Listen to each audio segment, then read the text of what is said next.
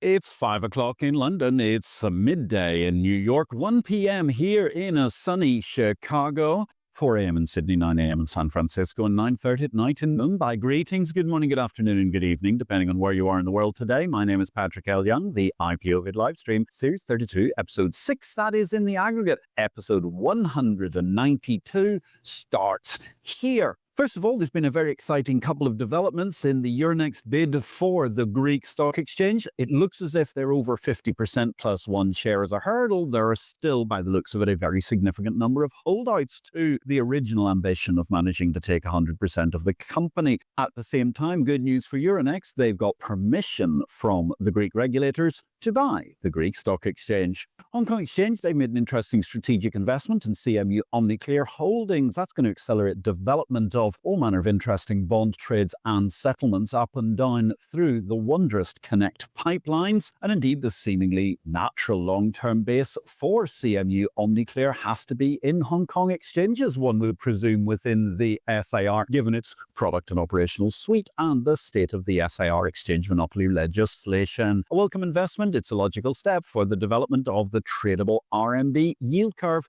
and more. Sad news to finish with in our opening remarks. Monica Singer, a previous guest at IPO-VID 94, straight to the blockchain. The former straight boss, Monica Singer, most recently a blockchain pioneer, passed away after a lengthy fight with cancer during the course of the weekend. RIP to a great woman who was much more than just a colourful figure in South Africa. She was a global figure in clearing settlement, and our condolences to her friends, family, and of course, any extended relatives.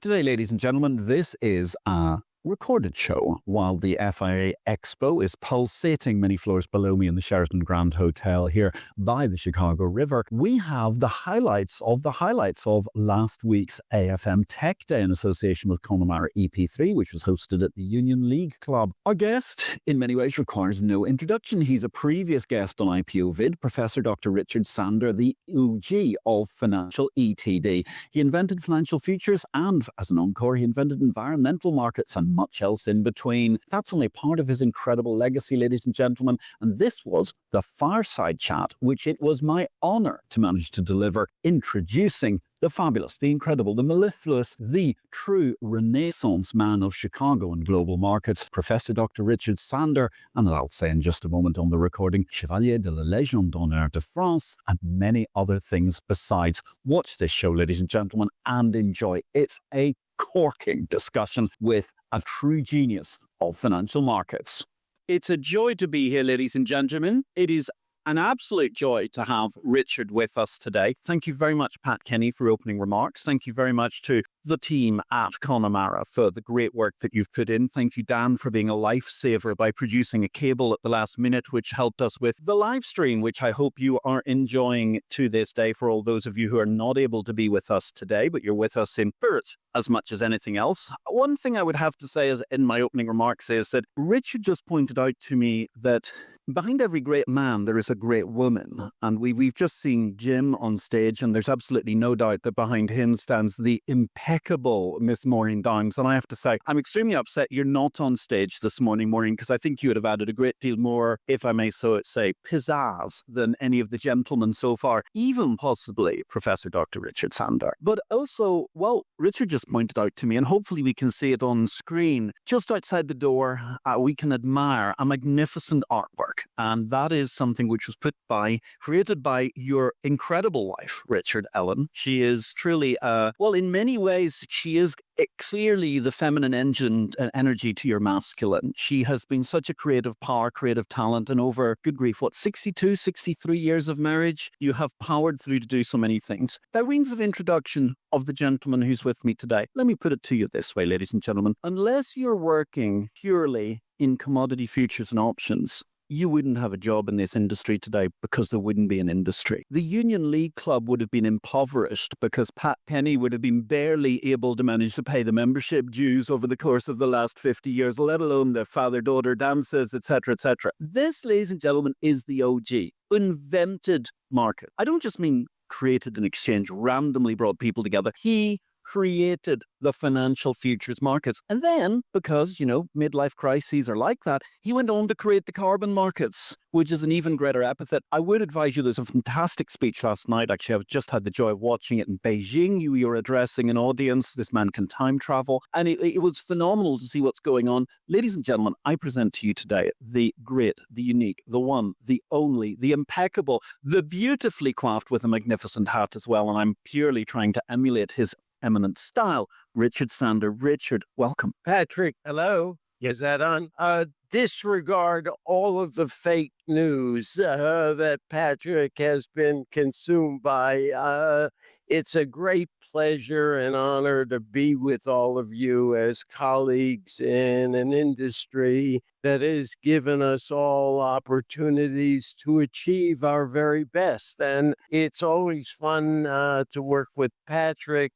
He and I go back many decades, and his insights, his intelligent observations of the industry always spark intellectually. Hey, I got to give a shout out to the Downs family, if I can. Maureen, who ran RCG, in memory of Les Rosenthal and Bob Collins, and a special shout out for Jim, who developed all of the technology which allowed us to build an exchange and to create carbon markets around the world. So thank you for your friendship and all of that. Sure. And Pat, I can't say enough of, and I'll end it with there, who's been a long-term friend and a colleague for decades as well. Well, just thinking about this, you've lived a life between technology and markets, Richard, because, good grief, not all of your tunes. What was it, 1971, you were sitting in California as an academic, and you essentially prototyped what could have been the world's first electronic marketplace. If I seem to recall correctly, it had a thriving pulse of 1400 baud was going to run through the acoustic couplers that were going to connect it. In comparison, we're running video today through the Philippines to Africa and the rest of the world at 120 megabits a second. It's quite an incredible world. Tell us a little bit about how you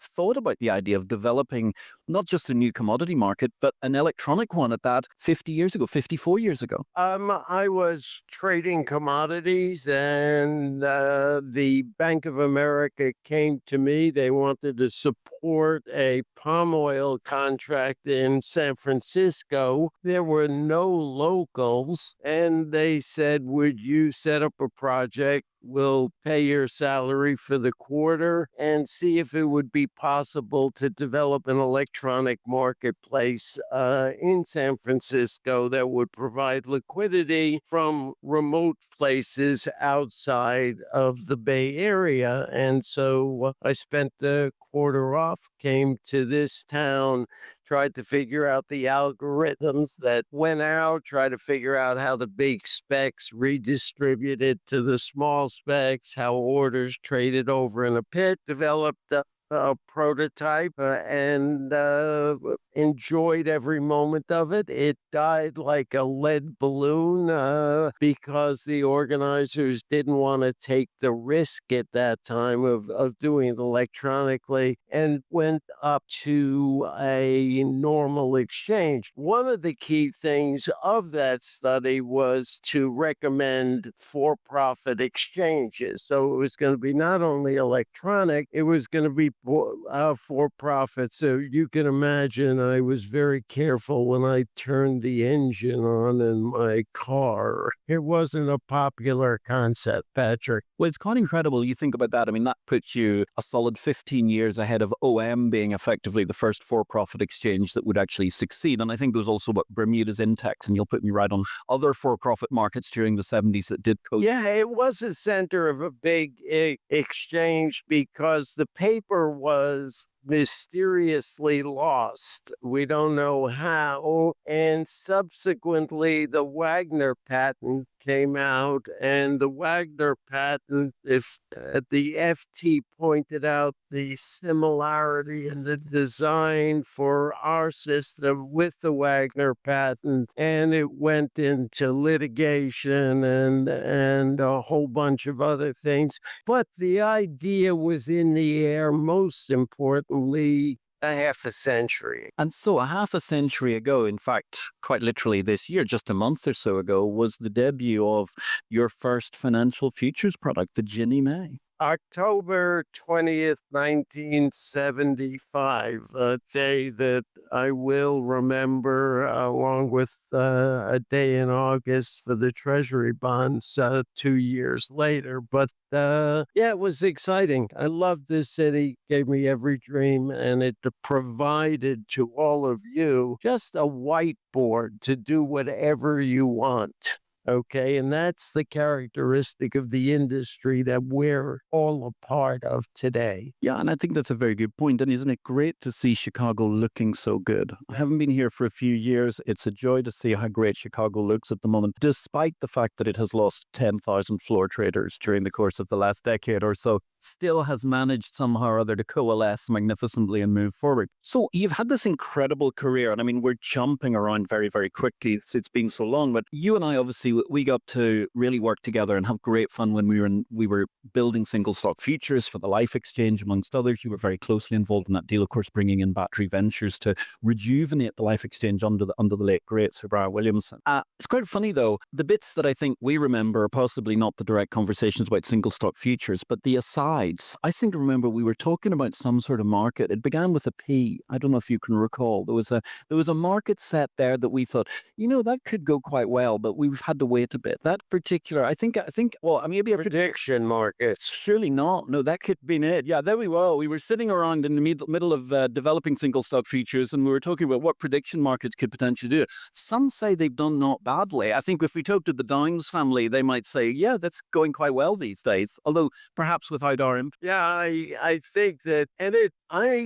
have to tell you that I'm an economist that invents markets and can tell you and Berg that I get it wrong a lot and get it right once in a while. And one of the things that was the first prediction market was catastrophic futures, which didn't work, but ended up being the catastrophe bond contract and insurance swaps, which now constitute 20% of all of the reinsurance in the world. So you may not think it's your invention as a derivatives group, but the futures was the engine which ignited an over-the-counter swaps market where the Citadels and the rest of the world provide cat cover for California fires and Florida hurricanes. So this industry sometimes leaves a footprint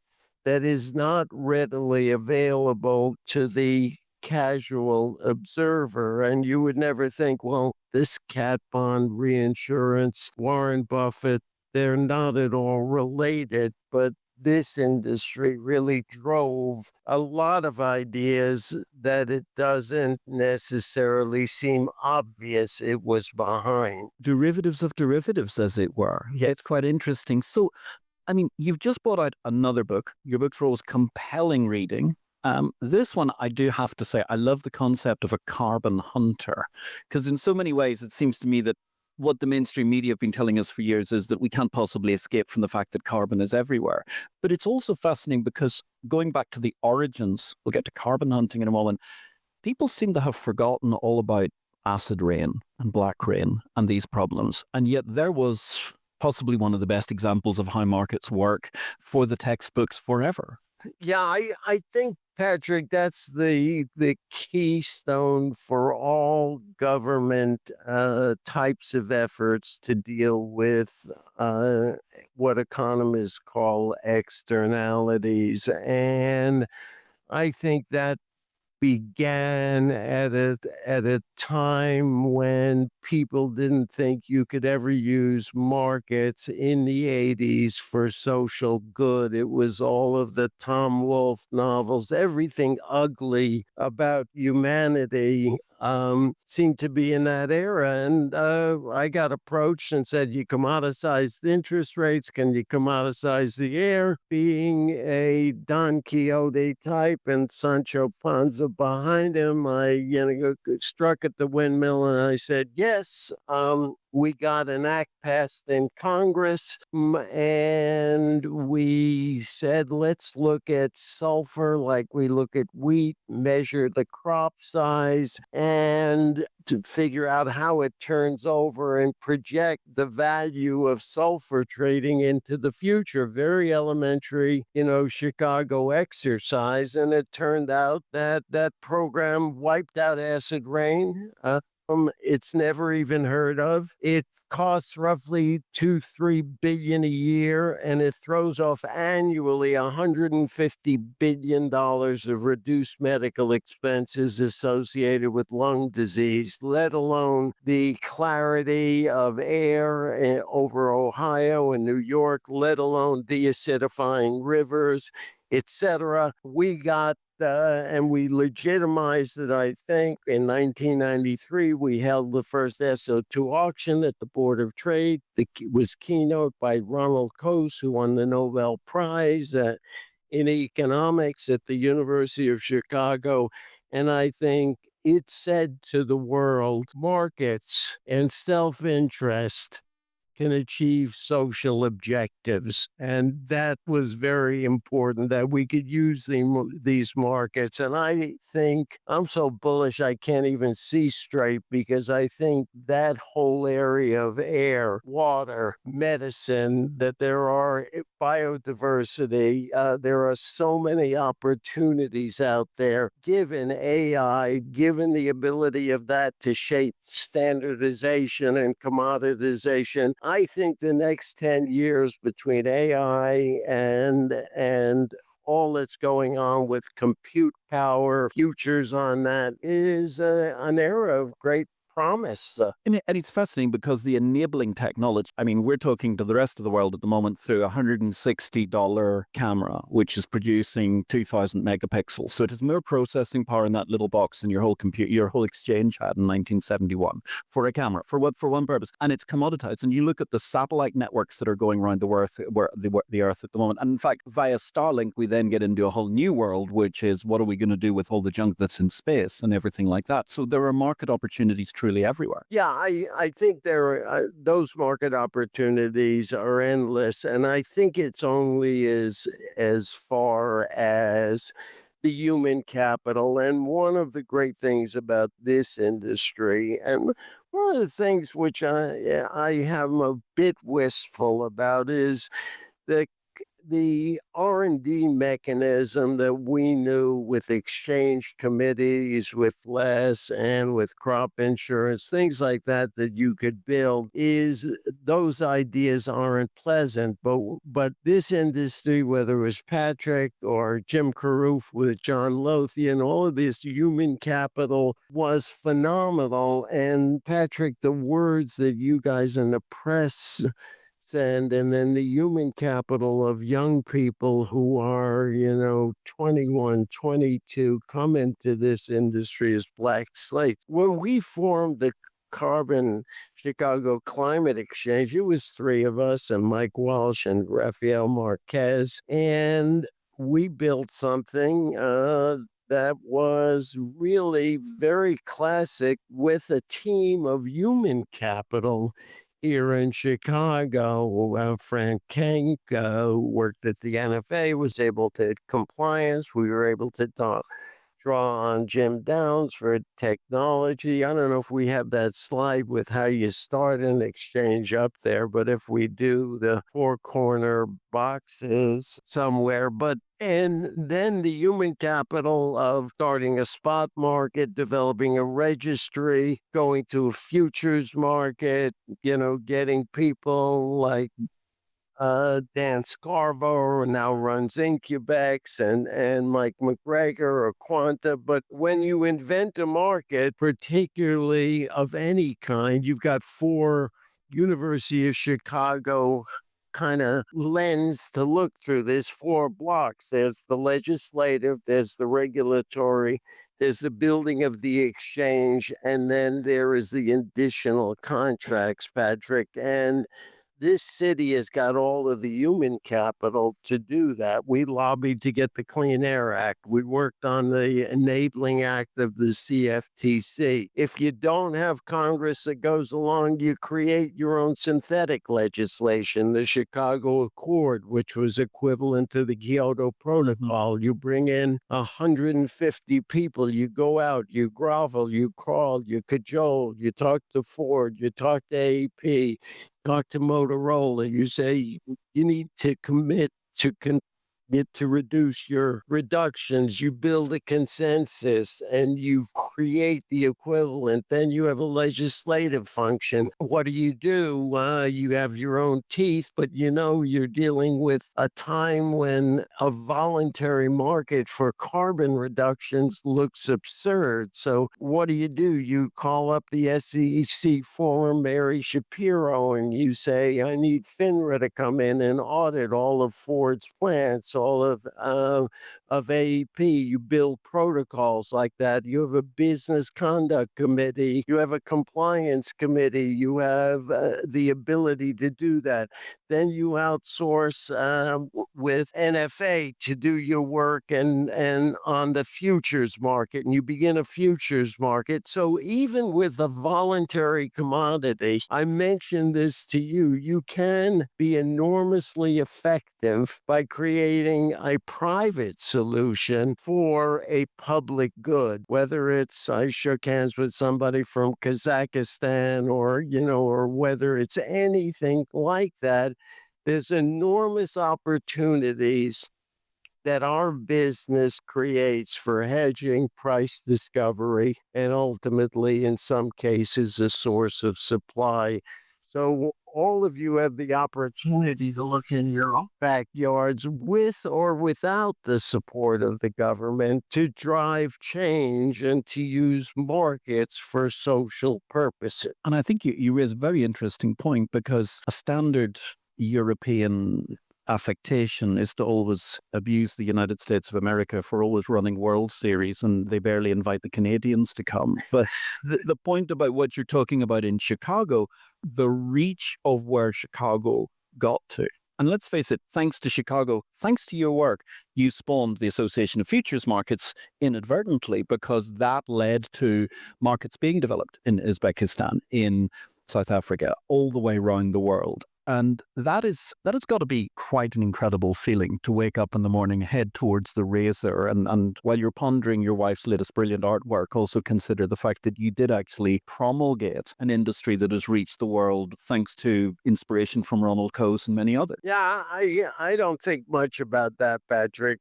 Once in a while, I'm a restless soul. I'm 800 years old. I can't wait for the next project. I can't wait for the next idea. I teach at the University of Chicago. I ask my students to invent a market that's new and what's challenging. And these brilliant kids from not kids, young men and women from Booth and a law school and Harris come up with markets for space junk, which will be required in 2030, given Elon Musk and Jeff Bezos. What are we going to do in traffic for space junk? And then they come up with other markets to create a market for judgeships, where you can give half to the Democrats, half to the Republicans, and create a market for people swapping 3 associate judges and 1 appellate court for a Supreme Court, and put a market-based solution to drive politics to the center. Cap and trade for jail space, to have people are incarcerated inappropriately and for lower base crimes, and to put cost bases and benefit basis and have markets reveal what jail capacity is. So the ideas are endless. I think about yesterday is cute, but it's not exciting when there's so many busy things to do. And so many busy things to do, and you are the definition of a restless soul. And I'm going to take that away from today because some people say I'm impatient and I think I'm an amateur by comparison with you. But if you look at where we are in the market curve at the moment, talk us a bit of the way through. I mean, Carbon Hunters, it's a fascinating book looking at all the different ways in which you both had to seek out the carbon, bring it to market, and also the opportunities that lie. People said, how did you have the vision? And it's really good. If you can put up the Keeling curve up on the screen, it's you didn't have to be too smart. If you trade commodities or are a trend follower, in 1992, I took a look at this chart of climate change in Rio, and I said, this is a no-brainer. Okay, if I'm a trend follower, it's going to get warmer and warmer and warmer. And it doesn't much matter whether it is man-made or how much of it. The wrong question is being asked, Patrick, in my opinion. The question that is being asked is a question from a scientist or a sociologist, and that is the planet warming? And that is not the right question. That's a Philadelphia lawyer's question. When do you stop beating your partner? Okay. The question that should be asked is, this is a possibility, however remote it is. What is the cost of stopping it versus the benefits that might inure to me? You can call it gambler's ruin, but you're never supposed to make a bet, no matter how good the odds are, that will bankrupt you. So if you can solve a problem that is remotely possible at a very low cost, you do it. You're not supposed to buy life insurance, and you do. You're not supposed to buy quake insurance, but you do. So I said, I think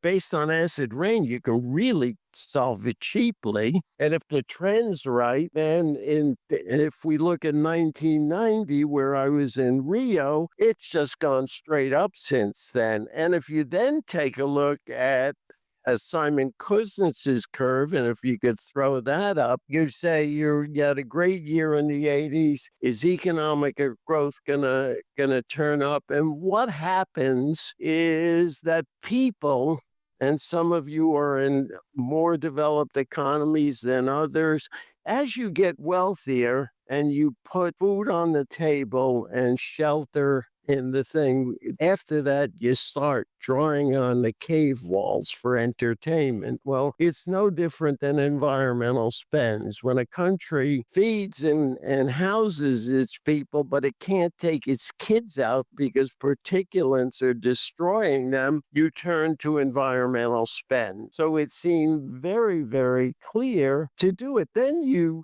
kind of say to yourself, I've got a framework for doing this, and then what's the end goal? And if you could put up the market cap slide, we say, okay, the end goal is a CME with, the chart would show you there's a CME with 105 billion of market cap. There's ICE with 85 billion. All of us in this industry would have never believed, including the two of us, that one Chicago exchange would be bigger than the market cap of all of the Detroit automobile companies. And then you take a look at what's going on with DraftKings and Polymarket, and all of a sudden you get prediction markets, as you and I discussed in the 90s, and you know that there's an end goal, and you could raise capital even for as silly an idea as climate change in the London Stock Exchange. And thanks to support from you, Patrick, for all of those new ideas, you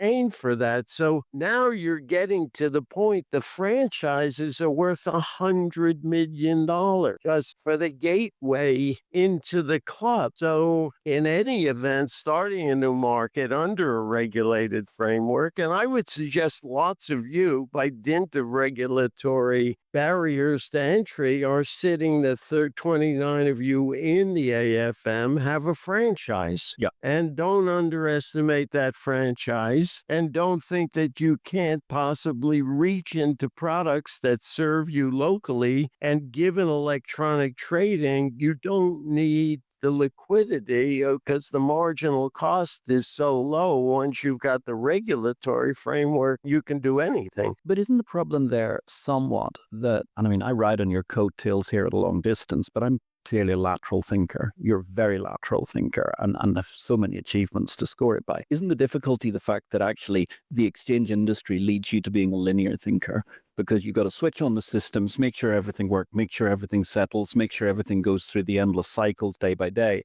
And one of the problems with unlocking value in the exchange industry can be there have been relatively few very clear thinkers. I mean, one obviously we could mention would be Jeff Sprecher at Intercontinental Exchange, who've really stood up and gone, no, here's what holistically the possibility is, for want of a better term, the game is, and drive it forward. I turned to finance because I started trading commodities in the 60s because of a guy by the name of Fred Arditi, who was my colleague. But prior to that, I worked on industrial inventive activity. And if you take a look, and there was a famous a paper about a large industrial corporation that had 27 major patents, all were bought. Okay, incumbents generally don't invent. If they did, IBM would own Apple, Apple would own Microsoft, Microsoft would own Facebook. That all of the radical changes, the disruptions generally come from outside big established really companies. And that's also true in financial services, that incumbents play an enormous role by commercializing inventions of others. And I think the idea, one of the things I'm wistful about not having floor trading population, is they were the seeds of the skunk works. They provided the ideas that drove the incumbents. Given without of this, I think the job is for governments. When we formed, and Ann Cressy was the attorney then, we formed the CCFE. Patrick, it took us 6 months to get a DCM. It now takes 3 years. What you need to do is collapse that process, turn starting into an exchange as a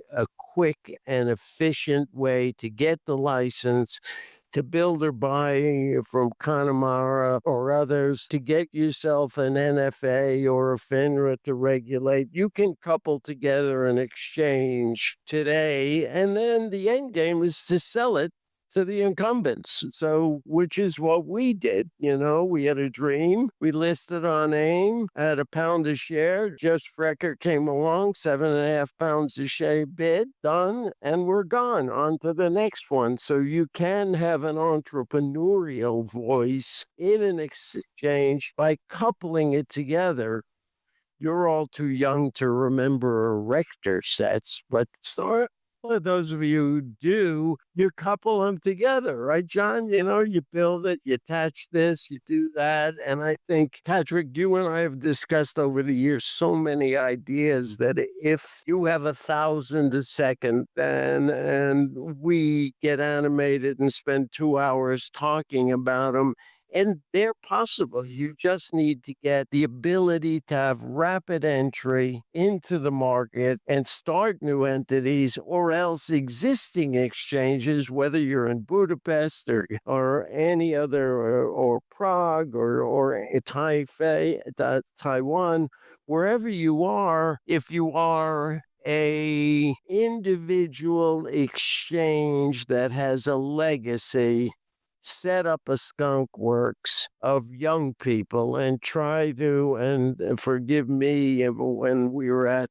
CCX, somebody walked into a meeting and said, is there anybody in this organization who's over 30? And I said, no. So, give the work out, hire some young graduates, give them a blank pen, put them in a room if you're an incumbent. And if you're not an incumbent, finance a skunk work of entrepreneurs, put up $1 million, $2 million, give them the equity and let them go off and invent things. And again, with compute power and now what's going on is fantastic. I think, a guy like Don Wilson today is offering or treating compute, AI, and carbon credits as if it was a single commodity, the same way you drill for gas. If you want to go to Silicon data, you go up, you put in your GPUs, and put in the size of your data center, and they will spit out the carbon usage over the next 20 years. You could then go and do a carbon swap for 10 years. You could do compute power for 10 years. I mean, we're going to go into an era where all of that is possible. And you've spent a career where when you went along and said,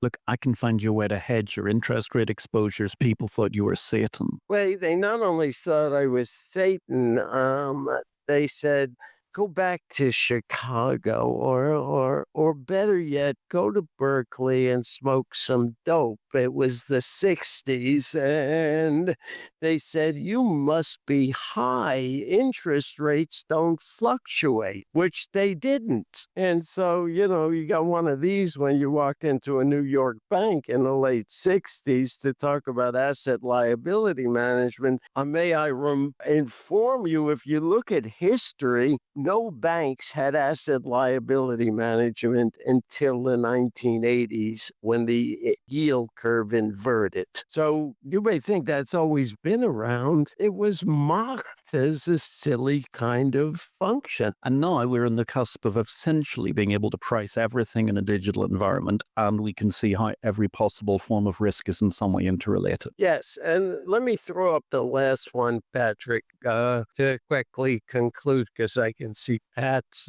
leaning over like this. If we can put around those circles, just to give you an idea of where we are, and Patrick, you and I discussed this, that if you take a look at 2000, you can see China had 3 million tons of emissions. We had 6, and Europe and I were the same. And if you look at 2024, if you add European emissions to the United States, combined is significantly less than China.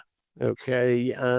China promises to be the biggest environmental mark in the world. Its baseline is 5 million tons, and they just switched. So look to opportunities for in your local countries to match up, to tap into this market. This is going to be the biggest market, and I think all of you should be aware.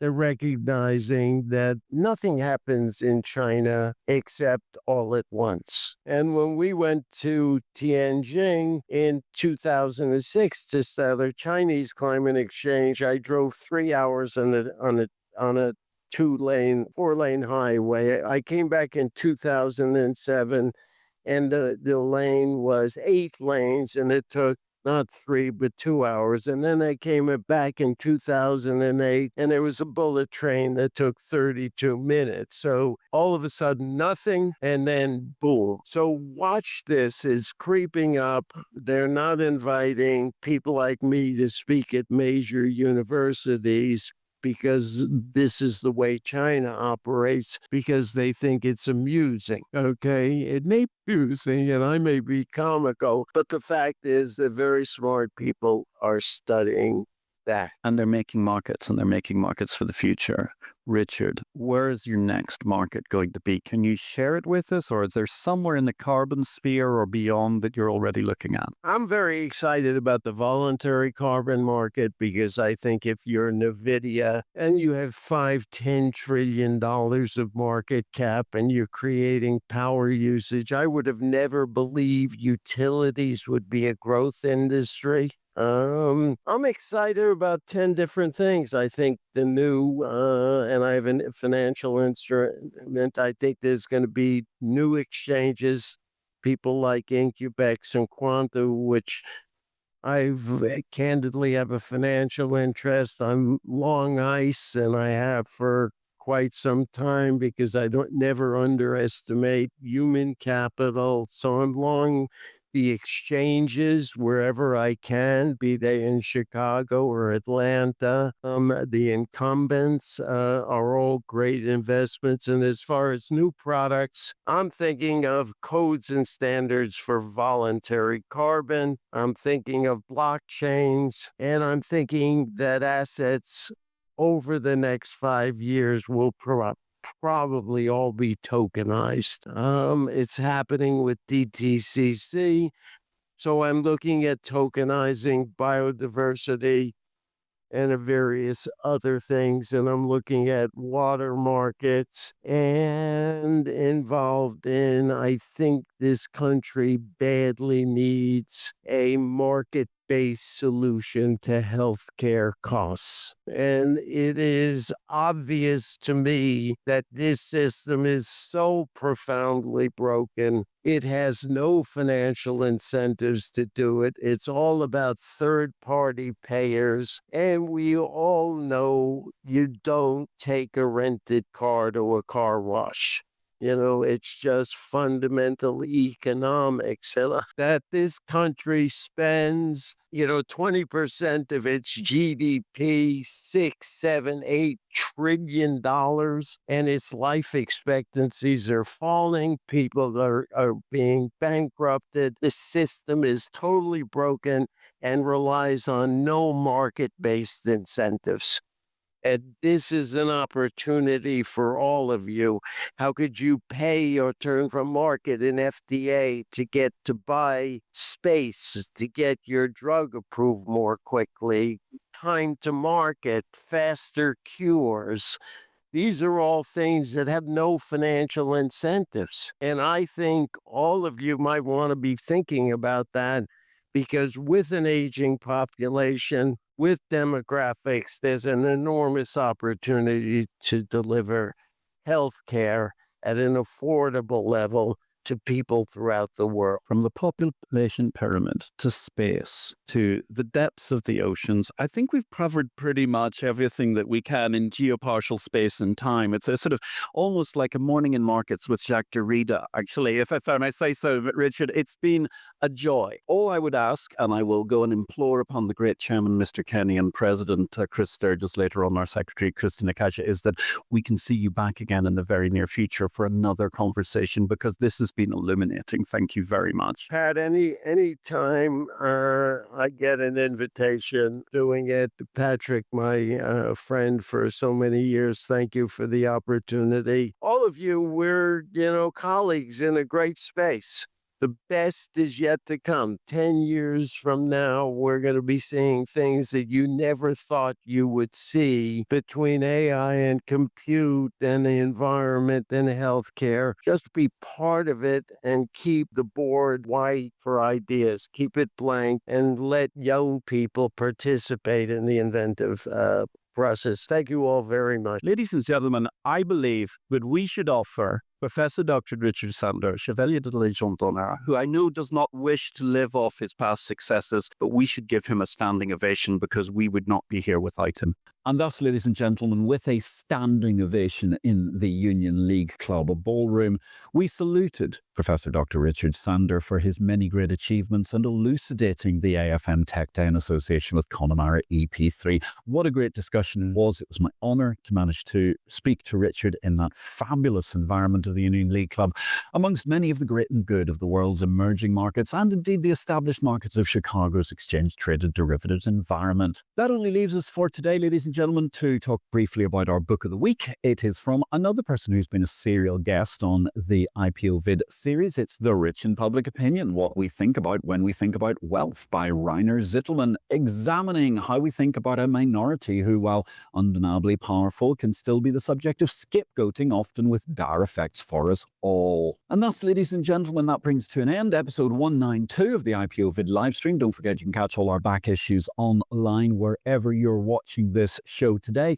My huge thanks to Dr. Richard Sander for his brilliant work, and also the production team led by Janella, who delivered this fabulous live stream recording direct from the Union League Club in order for us to be able to enjoy it on this week's IPO-VID. Stay tuned for our next episode, ladies and gentlemen. In the meantime, of course, if you're interested in building any marketplaces or exchanges, get in touch. On Monday through Friday, you can enjoy Exchange Invest, the exchange of information, the bulletin of the bourse business, giving the unique, pithy insights into market infrastructure worldwide by going to exchangeinvest.com. My name is Patrick L. Young. Thanks for watching. Have a great week in life and market.